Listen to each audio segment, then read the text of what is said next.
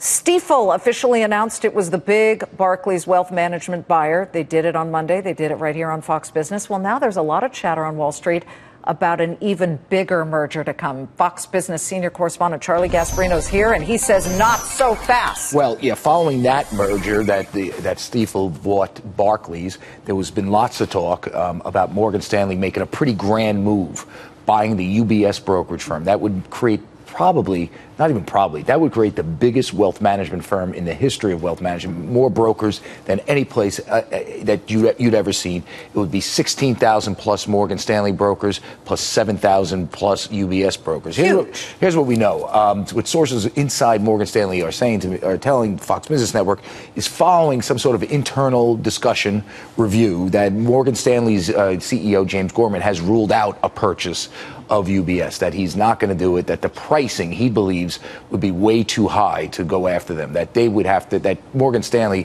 in order to get 6,000 brokers, would have to be giving up a lot of money, billions of dollars, not something that he wants to do right now, given capital constraints and other issues. He believes that he can basically move forward Morgan Stanley's growth strategy in the wealth management business, which essentially is the big growth strategy for the firm. They used to be a firm that traded a lot. Now they dispense advice to small investors and corporations through their wealth management business and their investment bank. He thinks they can do it just by growing organically, piecemeal, but that he does not right now need to make a big gesture to dominate in the space. We should just point out that Morgan Stanley had no comment.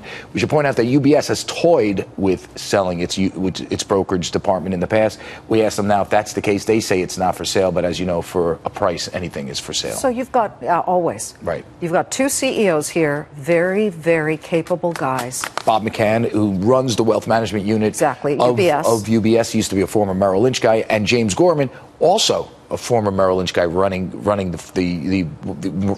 Merrill's brokerage department. Is this a case, though, of not right now, but maybe later? Because James and Bob eventually might come to the realization that you got to at least consolidate in this business. Yes, and I think one of the things that Bob has against him is the fact that UBS has been basically squeezing the UBS Americas unit. You know, it's a big foreign bank, squeezing that unit for costs, forcing them to slim down, and at some point, who knows what's going to happen? The Swiss may say, you know, we got to hit the bid, and they will do it at a price that Gorman is comfortable with. He doesn't think there is that price right now, based on what they're carrying UBS on their books, the brokerage department. But I don't think this is happening anytime soon. At least that's the impression I'm getting. That Morgan Stanley is not interested in doing something, spending that much money, which would be billions of dollars, if given where UBS is on the books. Charlie, did they miss their window? You know, a lot of these acquisitions, especially in, say, for example, semiconductor world, could have been done 2 years ago for much cheaper prices.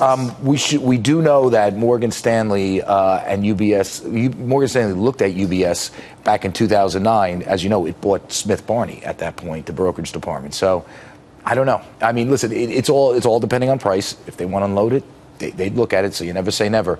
But right now, I hear based on internal discussions, not happening. Good to see you, Charlie. Thank you. You guys heard it here first. Remember that. Charlie Gasparino gets the story. Watch they merge tomorrow. Yeah, watch tomorrow. We changed our mind.